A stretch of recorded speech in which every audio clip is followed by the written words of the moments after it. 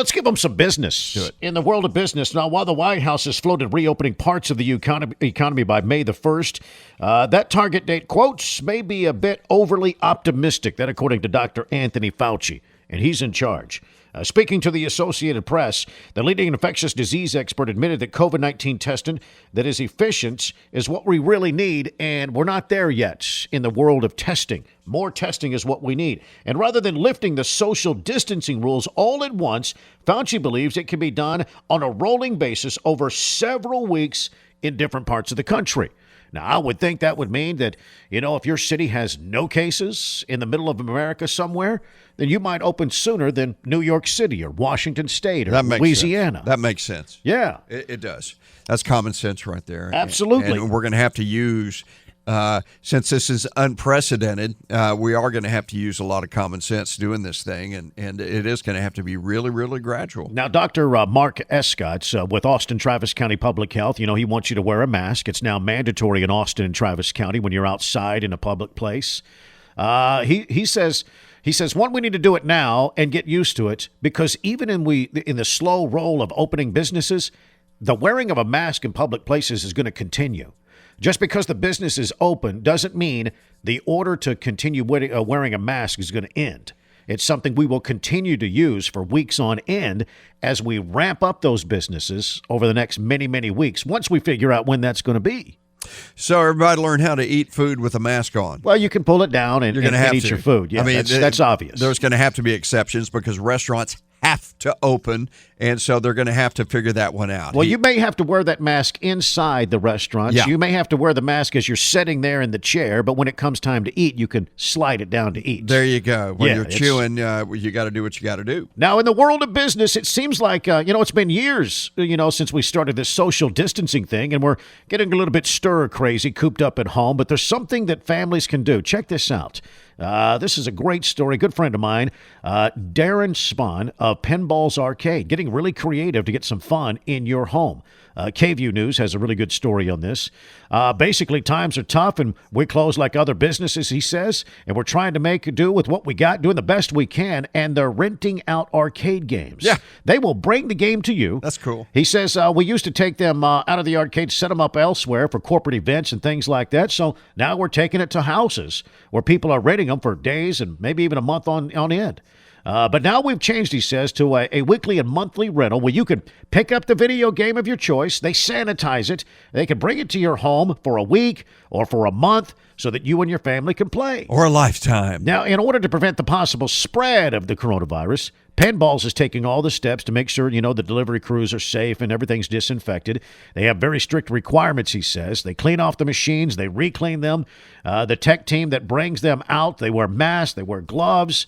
And they call and pre-screen the customers to make sure that they're not delivering a video game to a house where somebody is sick. Yeah. So they're doing some pre-screening, just, asking a few questions. Pinball's Arcade, they got a website, couple of locations. One of those historic, iconic businesses. I saw a story over the weekend of another company doing this. I think there are a few doing it around the country. And, actually delivering pinball machines, for example, to your home. And what a innovative thing. I mean, people, this is another great example of how companies are getting very, very creative right now on how to keep the doors open. And I think it's brilliant. And they will end up selling a lot of these things as a result. So any game out there you might want to buy or it rents from Pinball's Arcade? Anything? Are you a Galag man? Are you a Joust? What are you? You a Miss Pac-Man? What are you? I've never been a video game guy. And if I did, it would be. But you do remember as a kid playing some video games, well, right? What I remember playing is actual pinball machines. So I would actually have a pinball machine, and which they will do, sent to my home. That I would do. I see. My problem with video games is I do not have the attention span for it. My ADD has ADD.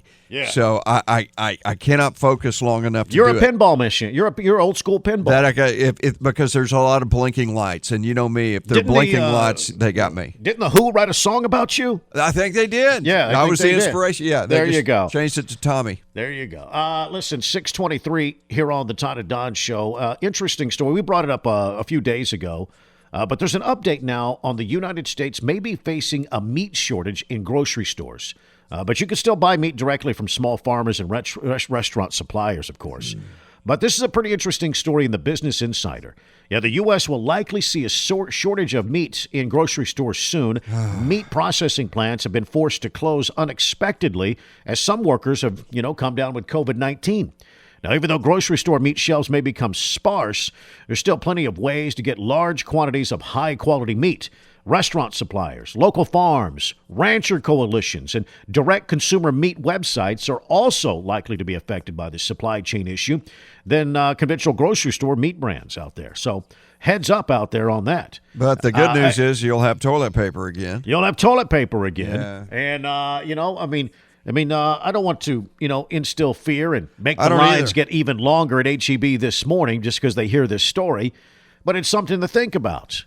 The coronavirus pandemic has made it difficult to acquire many grocery basics, and meat, according to the Business Insider, might be the next on that chopping block. It's unfortunate, and I really do not want to play any role in any kind of anxiety regarding that. But I think we saw this coming with the closing of these plants. That I'm sure I haven't set foot in an HEB for a couple of weeks now, Kim is, but I'm sure there's a run on it. And, well, there was the first few days of the panic, when the line started forming for the toilet paper. Yeah. And the meat department just, it had a difficult time keeping up with the influx of customers alone. But despite the early assurances of this food supply chain would not be disrupted, slaughterhouses and meat processing plants, some are being forced to close because of workers being diagnosed. Yeah, it's really unfortunate. It is. And so hopefully, again, people will just take a deep breath, and we're not going to run out of meat. We still have cows. Just be smart about it right now. Leave some for everybody. Now, despite early assurances that the food supply chain would not be disrupted, those slaughterhouses, some of them have shut down. And that being said, there are plenty of ways that consumers can still buy their favorite meat products. You got the independent farmers out there, and we got many of them here locally. Just do some Google searching and you'll find them. Ranchers, they can process their own meat as well. So there you go. Well, it's good to know there's always the cat, too. So. What? Oh, come on.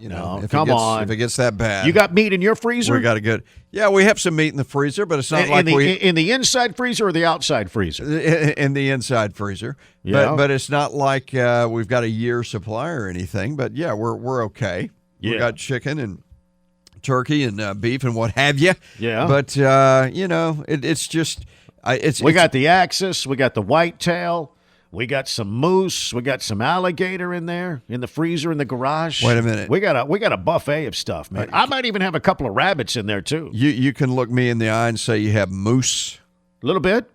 Okay. Yeah, a little bit. All right. Not a whole lot. Not enough to share, but I got a little bit. Yeah. So there's a point in your life at the house where y'all look up and go, hey, this is really good moose. Yeah, there is. Wow. Absolutely. Okay. When you cook it right, that's no for idea. sure. Good moose. Got all those stories on the Todd and Don Show Facebook page and our business news there for you to check out. Let's give them some business.